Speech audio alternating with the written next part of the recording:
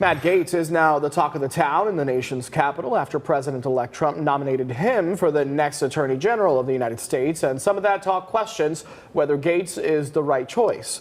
Gaetz represented Florida's 1st congressional district between 2017 up until yesterday, when he resigned after getting the nomination.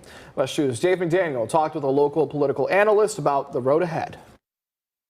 Matt Gaetz has been tabbed to be the next Attorney General of the United States. I mean, he's really good at firing up conservative Republicans. He's really good at attracting social media attention, but not necessarily sort of the solid, serious kind of person that you would normally think of as an Attorney General. A local political analyst suggests Gaetz lacks the legal resume for the job.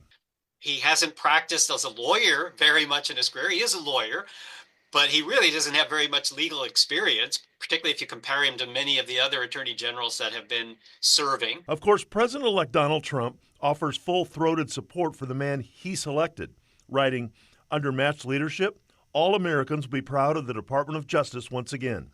And Matt is a deeply gifted and tenacious attorney. There are many who suggest that the confirmation for Matt Gaetz will face some political headwinds. Some of those headwinds with a Central Florida connection.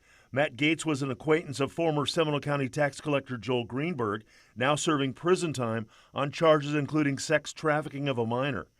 While Gaetz and Greenberg spent time together during the same time period that led to Greenberg's arrest and guilty plea, Gaetz has denied any and all wrongdoing and said any investigations targeting him were baseless. If you look at his background in terms of ethical and legal brushes with the law, we normally might expect an attorney general, not to be perfect, who is, but we would usually expect that their background be pretty clean, pretty pristine.